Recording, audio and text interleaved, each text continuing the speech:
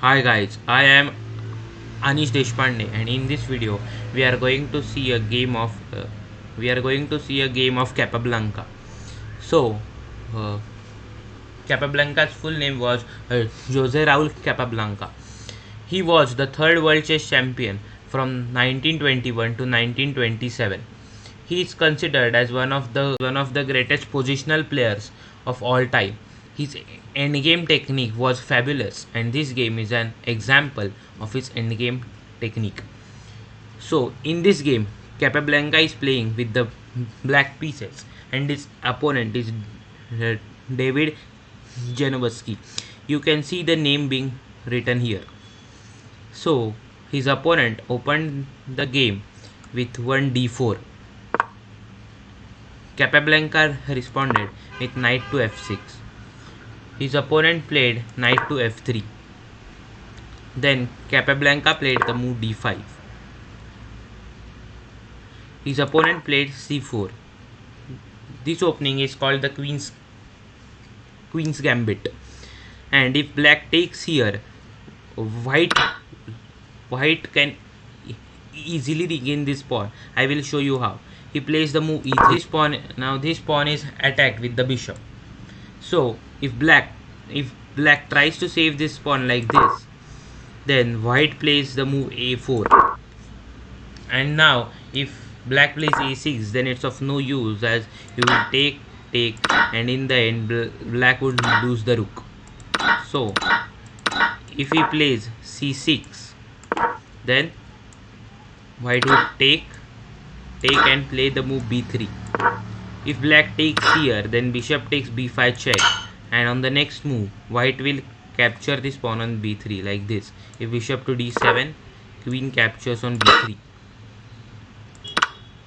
And if black doesn't take here and plays bishop to e6, then pawn takes, and queen to c2.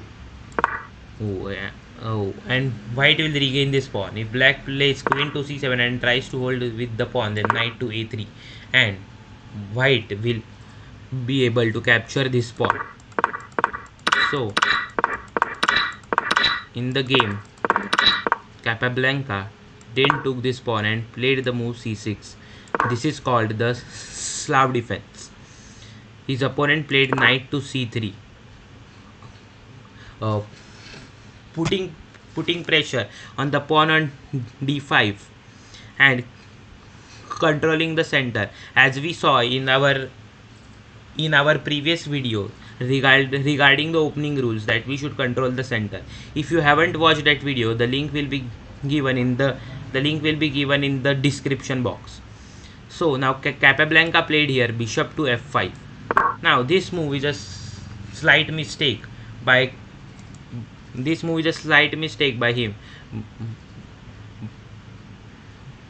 by Capablanca, as white would take and play the move queen to b3.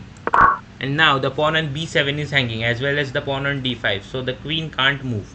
If black plays queen to b6, then he would lose this pawn. And if black takes here, white wouldn't capture here, but play knight to f6 check, captures here and captures. So in this case, white has won a pawn. So you have to play something like bishop to c8 to save this pawn on b7. And as you can see here, white has developed a queen and two knights. On the other hand, black has developed only a knight. But his opponent couldn't find this in the game, and it directly played queen to b3. Now Capablanca responded with queen to b6. His opponent took on b6, and Capablanca played a captures on b6. His opponent took on d5. Capablanca knight takes on d5, knight takes on d5, pawn takes on d5, and the move e3. Now as you can see here, white has the black has the doubled pawns, but in return he has the open file for his rook. And to use this open file, Capablanca uses a nice idea in the game later. So Capablanca played knight to c6, developing a piece. His opponent played bishop to d2. Capablanca played bishop to d7. I was talking about this idea. This bishop was active here on f5, controlling the long diagonal. But Capablanca here knew that he need to push his doubled pawns as they are weak and they could be targeted later in the game. But to push this pawn here we needed support, so he played his bishop to d7 so that later in the game he would push this pawn here. He would push this pawn to b5 later in the game. So for this he played bishop to d7. Now his opponent played bishop to e2, intending to castle on the king side, but as the queens are exchanged, it is not mandatory to castle, and it was necessary for white to play the bishop here or the bishop on b5 so that the king would come on e2. And always remember, in the end game the king is always better placed in the center than in the corner after castling, as there are no queens on the board. There is no such uh, dangerous attack on the king. But his opponent played bishop to e2. Capablanca played the move e6. His opponent played castles and he played bishop to d6. He played rook f to c1. Capablanca played king to e7. We can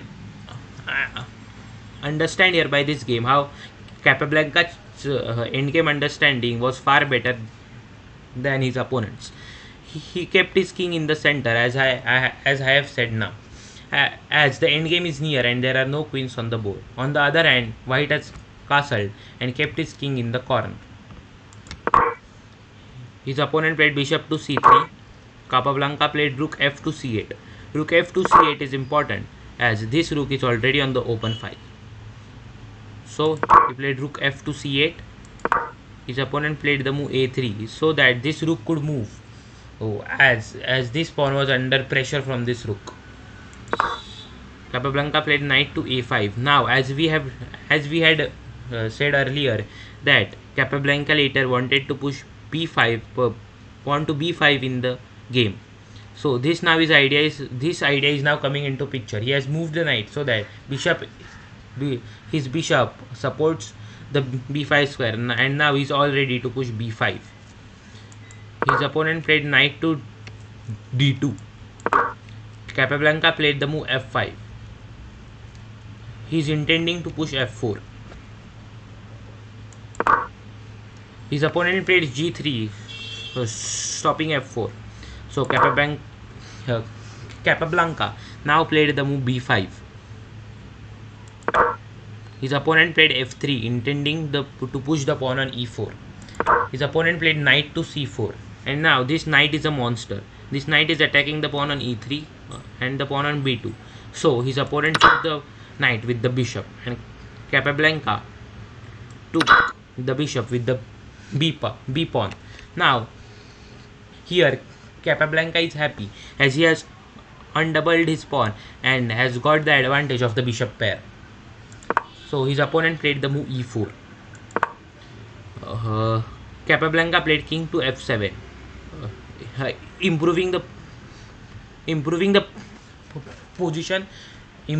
position of his king. So his opponent played move e5, attacking the bishop and gaining more space. Capablanca played bishop to e7. His opponent played the move f4.